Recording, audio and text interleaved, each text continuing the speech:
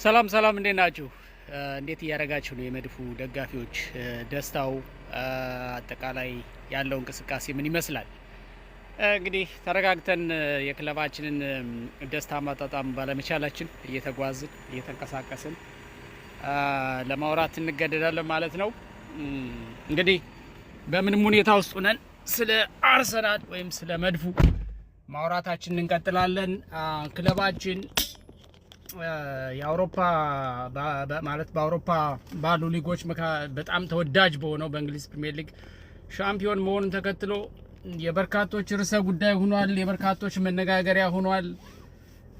በጣም ደጋፊዎች ተደስተዋል።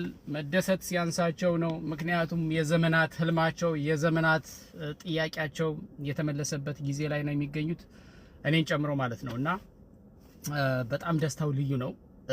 እንደውም አንዳንድ የደስታ አገላለጾች ትንሽ ከፍ አሉ። አሁን ብዙዎቹ የሚተቹት እኛ ሀገር ነው፣ ግን እነሱ ሰፈርም ተመልከቱ፣ ሄዳችሁ ዩቲዩብ የተጨናነቀው በአርሰናል ደጋፊ ጭፈራ ነው። ተጫዋቾች እዛው ትሬኒንግ ቦታ ላይ ሆነው ነው ሻምፒዮን መሆናቸውን ያወቁት። የነሱ ደስታ በጣም ይለያል። በአጠቃላይ በክለቡ ዙሪያ ያሉ ሰዎች ምን ያህል ክለባቸውን እንደሚያፈቅሩ እንደሚወዱና ድሉ ደግሞ ምን ያህል ርቋቸው እንደነበረ ምን ያህል ናፍቋቸው እንደነበረ የሚያሳይ ነው። አንዳንድ ሰዎች እየተንቀሳቀስን እናወራለን። ያው ጊዜ ሲጠፋ እንደዚህ ነው፣ እንደዚህ ይደረጋል። አንዳንድ ሰዎች አርሰናል በህይወት አጋጣሚ የመጀመሪያ ድሉ የሆነ እስኪ መስላቸው ድረስ እንደዛ ይገልጹታል አንዳንዶቹ። በነገራችን ላይ አርሰናል በእንግሊዝ ፕሪሚየር ሊግ በቁጥር ነው የሚበለጠው እንጂ እሱ ራሱ ደግሞ በሪከርድ የሚበልጠው ሌላ ታሪክ አለ። እስካሁን ያልተደፈረ ወደፊት የማይደፈር ሁልጊዜ እንደምንገልጸው ማለት ነው። ደጋግሜ ተናግሬው አውቃለሁ እኔ ራሴና ለምሳሌ አመቱን ሙሉ ሳይሸነፍ በእንግሊዝ ፕሪሚየር ሊግ የእንግሊዝ ፕሪሚየር ሊግን የሚያህል ከባድ እንግዲህ ወራጅ ቀጠና የለ፣ እታች ያለ መሀል ያለ የለ። በቃ ማንንም የትኛውም ክለብ እንትን ይላል፣ ይፈትናል። በእንግሊዝ ፕሪሚየር ሊግ ታሪክ ኔቸሩ እንደዛ ነው።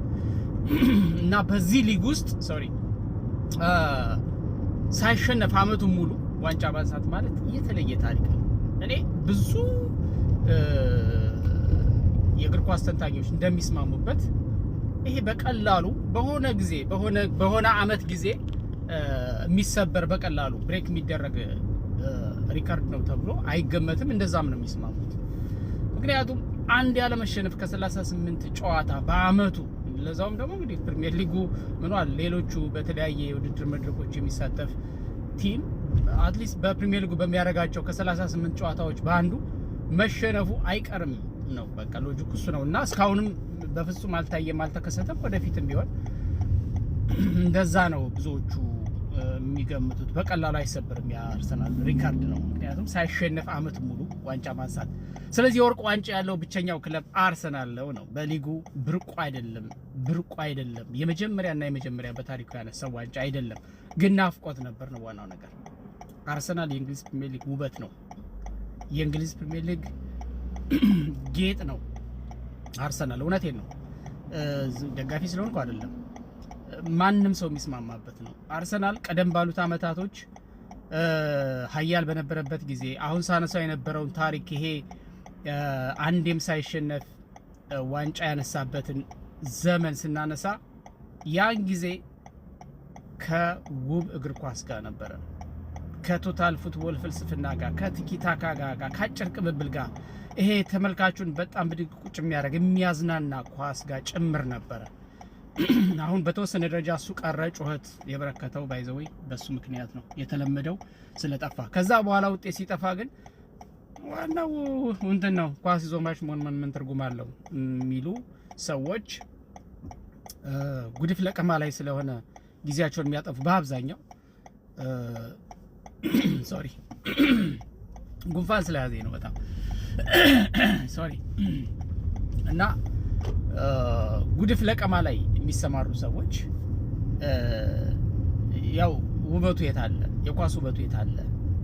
ዝም ብሎ ትግል እየገጠመ ይላሉ። ድሮ አርሰን ቪንገር ከሰጡት አስተያየት ማስታውሰው ስቶክ ሲቲ የሚባል ቡድን ነበረ ትዝ ይላችሁ ከሆነና ዴላፕ የሚባል ተጫዋች ነበራቸው። ከሆነ ኮርነር ላይ ማዕዘን ላይ ሲወጣ ኳስ በእጁ ወርውሮ ጎል የሚያገባ ማለት ነው። አረሳው። በጣም ትልቆች ነበሩ ፊዚካሊ ነው።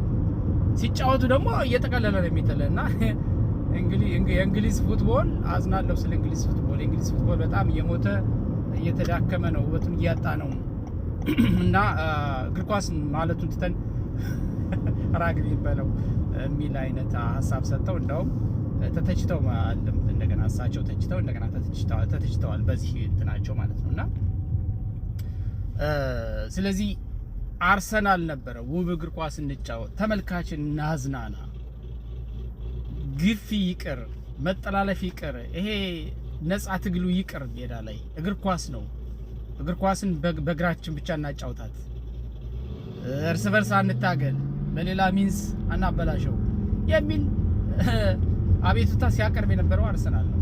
ግን ለዘመናት ይሄን አቤቱታ ማንም አልሰማውም። እነ ጆዜ ሞሪኖ መጣው እንደፈለገው የትንፍጭ ዱቄቱን አምጪ ውጤት ሲያስመዘግቡ የሚሞገሱ እነሱ እንጂ አርሰናል ሁሉ ጊዜ በውጤት ማጣት በሉዘርነቱ ነው በምሳሌነት ሲጠቀስ የነበረው። ጥሩ እግር ኳስ መጫወቱ ማንም አይክድም፣ ግን ደግሞ ሉዘር ይባላል። አዘይነው ዘዴ ሉዘር ይባላል። ምክንያቱም ዋንጫ የለም፣ ጨዋታ ብቻ ነው። በነገራችን ላይ እኮ በሆነ በታሪክ አጋጣሚ ማንቸስተር ዩናይትድ ደጋፊዎች የሚያነሱት አንድ ሆሪብል የሆነ እንትን አለ። 8-2 ነው 8-3 ይባላል። እና በዛ ጊዜ በኳስ ቁጥጥር በልጦ ነው አርሰናል በዛ የጎል ሰፊ ልዩነት ያለ። ምን ማለት ነው? ኳስ ቁጥጥሩ ብልጫ ከነበረው ኳሱን ይዞ በደንብ ተቀባብሏል፣ በደንብ ኢንተርቴን አድርጓል ተመልካችን እንደማለት ነው። ሌላ ምንም ብዙ ዲቴል ሌላ ምርምር የለውም። ግን ያኔ እግዞ የኔ ያሉ ኳስ ቃመ ነው ብዙ አመታትን ሙድ መያዣ ነው የሆነው በዛ ውጤት እንጂ ስለ በዛ በ90 ደቂቃ ስላደረገው የኳስ እንቅስቃሴ ስለነበረ የኳስ ቁጥጥር ስላደረገው ምርጥ የሆነ የኳስ አጨዋወት ምናምን ማንም አላነሳለትም። ስለሚያምሩት 3-2 ጎሎች ያስቆጠራቸው ማንም አላወራለትም። በዚህ ያህል ልዩነት በተቀናቃኙ ተሸነፈ የሚለው ነገር ነውና ብቻ አርሰናል በዚህ የሚባል በዛ ብዙ ጠላቶች አሉት። እንደገና ደግሞ ሚሊዮኖች ደግሞ የሚከተሉት የሚወዱት የሚያፈቅሩት ክለብ ነው። ደጋፊዎቹ በጣም ክሬዚ ናቸው። ማለት ክሬዚ አፍቃሪ ማለት ነው። ክሬዚ እብዶች እያልኩ አይደለም። በጣም ክሬዚ የሆኑ አፍቃሪዎች፣ ኳስን ከልብ የሚወዱ፣ ክለባቸውን ከልብ የሚወዱ። አሁን ሻምፒዮን ከሆነ በኋላ የሚታየው ስሜት ይሄን ነው የሚያስተጋባውና ለማንኛውም አርሰናል የእንግሊዝ ፕሪሚየር ሊግ ዋንጫ ብርቁ አይደለም፣ ወይም ደግሞ አንስቶት የማያውቀው ነገር አይደለም። እንደውም በትልቁ ስኬሉን ከፍ አድርጎ በማይሰበር ሪካርድ ጭምር አንስቶት ያውቃል እንደነገርኳቸው። ስለዚህ ከ22 ዓመታት በኋላ ድጋሚ ደግሞ አንስቶታል። ሰዎች በፈለጉት መንገድ ቢንጫጩም በፈለጉት መንገድ ሊተቹት ቢሞክሩም ሊያጣጥሉት ቢሞክሩም ድሉን አንዳንዶቹ ማለት ነው፣ አብዛኛው ሰው ዲዘርቭ ያደርጋል። አሁን ለምሳሌ ትናንት አይታችሁ ከሆነ ስካይ ስፖርት ስቱዲዮ ውስጥ እነ ሮይ ኪን እነ ጋሪ ኔቪል እነ ካራገር እና ሌሎቹም የቀድሞው ተጫዋች ያን ራይት የአርሰናል ያው ክሬዚ ደጋፊ ነው፣ የቀድሞ ተጫዋች ነው፣ ሌጀንድ ነው። ከሱ ጋር ሆነው እንደዚህ ሻምፓኝ እየከፈቱለት አብረው ሴሌብሬት እያደረጉ ነበር። በነገራችን ላይ በጣም ሴሌብሬት እያደረጉ ማለት ሲያወሩ አርሰናል ላይ ምቀኝነት የሚመስል ነገር ሲያወሩ ያንን አይነት የማይዋጥ የማይመስል ነገር ሲያወሩ እኔ በጣም እንትን ይለኝ ነበር፣ ይሸክከኝ ነበር። ግን ለእንትን ፍጆታ ነው ለካ የሚያወሩት። መጨረሻ ላይ ሻምፒዮን ሲሆን ግን በቃ አርሰናል ይገባዋል ብለው አብረው ሴሌብሬት እያደረጉ ነው፣ ደስ እያለ። የእኛ ጋር ደጋፊ ደግሞ ጥርሱን ይነክሳል፣ ተደብቆ የሚያለቅስም አይጠፋም። በደስታ ፊት ለፊት ወጡ የአርሰናል ደጋፊ እንደ ደስታው እንደሚገልጸው ሁሉ ተደብቆ ደግሞ የሚያለቅስ በብሽቀት የሌሎች ክለቦች ደጋፊዎች ስም ክለብ ማለት አልፈለኩም አይጠፋም። እኔ የታዘብኩት የተረዳሁት እና የታዘብኩት ነገር እሱ ነው። ለማንኛውም ግን አርሰናል ከብዙ አመታት ጥበቃ በኋላ ሻምፒዮንነቱን አረጋግጧል። በዚህ ሁላችሁም ደስ ይላችሁ ይገባል እላለሁኝ። እንኳን ደስ አላችሁ ነው የምለው። ሌላው ማነሳው ነጥብ በቀጣይ ሲዝን አመት አርሰናል የእንግሊዝ ፕሪሚየር ሊግን መንበር እንደተረከበ ቁጠሩት። ምናልባት በአውሮፓ ቻምፒየንስ ሊግ፣ በእንግሊዝ ፕሪሚየር ሊግ፣ በዋና ዋና ውድድሮች፣ በታላላቅ ዋንጫዎች ድጋሜ ለዋንጫ የምንጠብቀው ቲም ሆኖ ይቀጥላል። ይህን ስናገር በደጋፊነት በምኞት በምናምን በቅዠት አይደለም። መሰረታዊ ነገሮችን ላንሳላችሁ። የመጀመሪያው ነገር አሰልጣኝ ማይክል አርቴታ፣ ስለሱ በኋላ አወራለሁ። አሰልጣኝ ማይክል አርቴታ በክለቡ መቆየቱ እርግጥ ነው። ስለዚህ ይሄን ቡድን የገነባው እሱ ነው። የተበላሸ ኳስ ሲጫወት፣ ሴት ፒስን መሰረት ያድርግ፣ አጨናንቆ ጎል አስቆጥሮ ወደ 3 ነጥብ ይዞ ይወጣ ጉዳይ አይደለም። እሱ የደጋፊውን ጉዳይ ነው ብዬ አላስብም።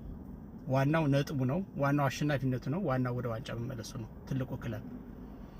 ስለዚህ ይሄ አሰልጣኝ በራሱ ፍልስፍና፣ በራሱ ያጫወት ዘይቤ፣ በራሱ ታክቲክ እየታጠሩና እንደፈለገ ሊሆንለት የሚችሉ ልጆችን የገነባበት ቲም እዚህ ደርሶ ዋንጫ ደርሶ ነው ያለው፣ በስሎ ነው ያለው። ስለዚህ ከዚህ በኋላ ወደ ኋላ የሚመለስ ቡድን የለውም ማለት ነው። ለዚህ አሰልጣኝ ማይክል አርቴታ በቡድኑ እስከ ቀጠለ ድረስ ይሄንን ቡድን ይዞ በውጤታማነቱ ይቀጥላል ማለት ነው። ይሄ ምንም ማሻሚ አይደለም፣ ምንም ትንተና፣ ይሄ ሌላ ምርምር ውስጥ መግባት አያስፈልግም። ሁለተኛ ተመልከቱ፣ አርሰናል ቤት ያሉ ተጫዋቾች በአማካኝ ያንግስተርስ የሚባሉ ናቸው፣ ወጣቶች ናቸው፣ 20 ቤት ያሉ ናቸው። ኦልሞስት 90-95 በመቶ 20 ቤት እድሜ ውስጥ ያሉ ናቸው።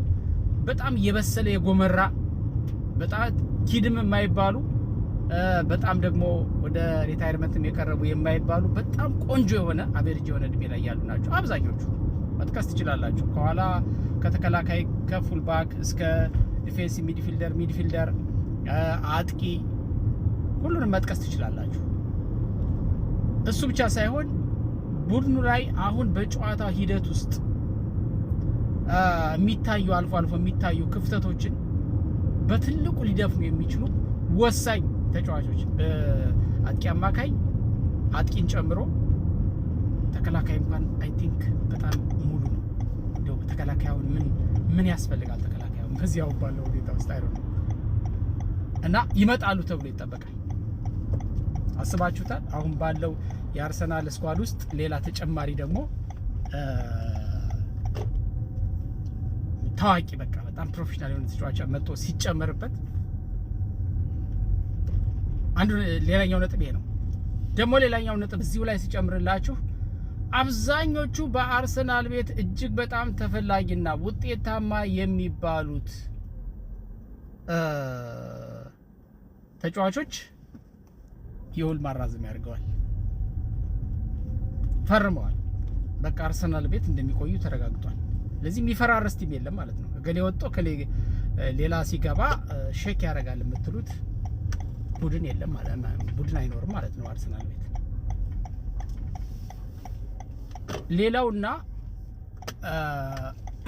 ዋናው ነገር በሊጉ ውስጥ ልዩነት ፈጣሪ ብለን የምንጠራቸው በጣም ውጤታማ አሰልጣኞች፣ ተገዳዳሪዎች ብለን ልንላቸው ከምንችላቸው አሰልጣኞች መካከል አንደኛው ፔፕ ጋርዲዮላ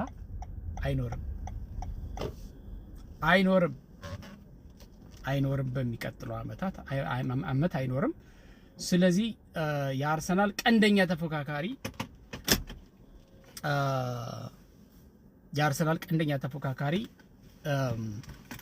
ሲቲ ነው ካል ሲቲ በፔፕ ጋርዲዮላ እስካልተመራ ድረስ በቃ አርሰናል ብቻውን ይሮጣል ብለን እንኳን ባንል በተደጋጋሚ ለዋንጫ በሚያደርገው ጥረት አንዳንዴም እየቀደመ እያስከተለው የሚጨርሰው ዘንድሮ በስንት ትግል በስንት ትንቅንቅ እስከ ጥግ ድረስ የተፋለመው ሲቲ ወሳኝ አሰልጣኙን አጣ ማለት የሚመጣው አዲሱ አሰልጣኝ የፈለገው ችሎታ ያለው ይሁን የራሱን ቲም በራሱ ስታይል በራሱ አጫወት የራሱ የሚሆኑትን መርጦ እስከሚያደራጅ ድረስ 1 አመት 2 አመት ጋፕ መፍጠሩ አይቀርም። ስለዚህ አርሰናል ዶሚናንት ቲም ሆኖ ይቀጥላል ማለት ነው።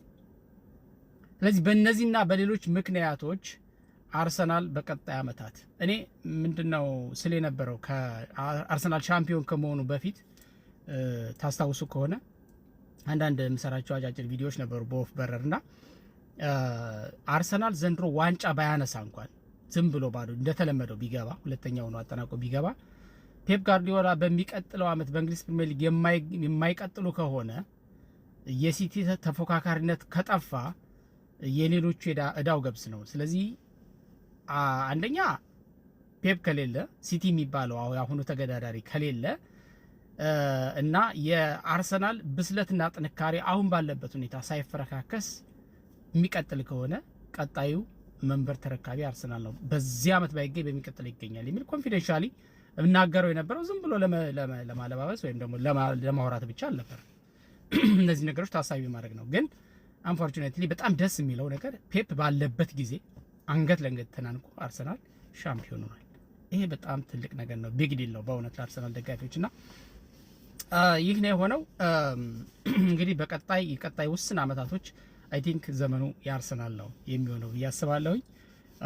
ለማንኛውም ግን የፊቱን ብሏል ጓያ ንቀ ይላል የአገር ቤት ሰው ሲተርትና የፊቱን ነው። አሁን የእንግሊዝ ፕሪሚየር ሊግን ከብዙ አመታት በኋላ ከ22 አመታት በኋላ በእጁ አስገብቷል አርሰናል። በአውሮፓ ቻምፒየንስ ሊግ መድረክ ሁልጊዜ እንደ ጉድለት የሚነሳበት የአውሮፓ ቻምፒየንስ ሊግ ዋንጫን አላነሳም ነው። በ2006 አስታውሳለሁ ያኔ ይህን ጨዋታ እንዴት እንደተሸነፈ አርሰናል 2-1 የተሸነፈው።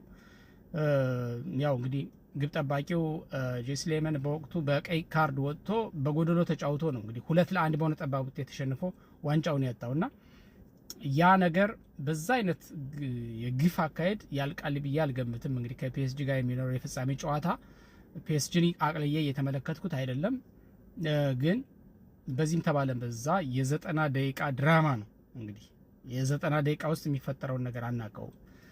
ስለዚህ ዋንጫ ሊያነሳ የሚችልበት እድል ኦልሞስት ከ45 በመቶ ወደ 50 በመቶ ነው ማለት ትንሽ ነው። ከ50 ዝቅ የሚል ምክንያቱም ፒኤስጂ ካለው አቋም አንጻር ቅድመ ግምት ከተባለ ለፒኤስጂ ትንሽ ቅድመ ግምት ልንሰጥ እንችላለን። ግን ስቲል አርሰናል ቀላል የማይባል ግምት አለው። ስለዚህ ይህን ዋንጫ ነሳ ማለት በሌላም ቪዲዮ እንደተናገርኩት ይሄ የመጀመሪያ ታሪክ ነው የሚሆነው። ማይክል አርቴታም በጣም በዓለም ላይ ካሉት አሰልጣኞች እድለኛው አሰልጣኝ ያደርገዋል። በነገራችን ላይ ማይክል አርቴታ አሁን ሁለተኛው ያንግስተር ነው። ሁለተኛው ከጆዜ ሞሪኖ ቀጥሎ በእድሜ ትንሹ የእንግሊዝ ፕሪሚየር ሊግን ዋንጫ ከፍ አድርጎ ያነሳ አሰልጣኝ ነው።